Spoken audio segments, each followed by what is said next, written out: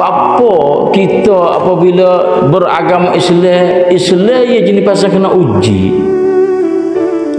Dari surah Al-Ankabut ayat yang kedua dia kata ahsiban nasu an yutraku an yaqulu amanna wa hum la yuftanun.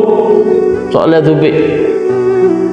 Mung tu hai manusia seka kata aku tu lepas biar begitu saja kamu. Dia kata manusia mulut suka kata aku lepas mung itu ya lepaslah beraduk itulah.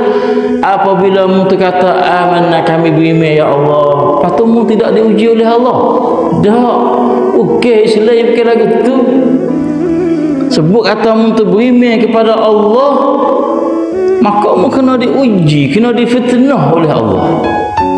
Tu Islam.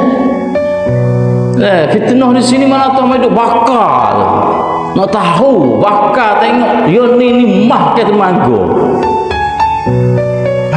Tu dia Islam. Bawa bakar pak tahu. Fitnah ni, uji ni makna bakar. Bakar ngapi pak mah weh, sungguh mah Islam. Bukan dia ni, Allah ni, temago ni. Ya'budullah ala harfin. Tu biasa dah.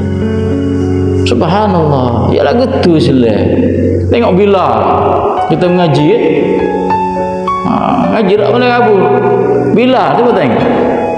Duk ahad. Oh, Tuhan uji dia. Masuk selepak Tuhan uji selalu dah. Harga tak atas panah. Oh, pada pasir panah tengah hui ceng-ceng tak batu Allah tak tu suklik kepada agama dia semua Allah tahu ahadun bila kata sorry esok tu aku sorry situ tahu masuk weh bukan temaga dah ahli. Masya Allah. Sebab Tuhan pun dah walaqad fatanna allazina min qablihim dah pun Tuhan uji dah orang sebelum pada dia wala ya'lamanna Allah allazina sadaqu supaya bila orang tu tahu Tuhan tahu semua tahu ni adalah benar sudah sungguh original. Wala ya'lamanna Allah allazina sadaqu wala ya'lamanna al-kadzibin. Tahu yang berbahau istilah berpura-pura bukan original dah habis. Tai kasar mai dak plan nampak ya sebenarnya dah ada Allah. Siyo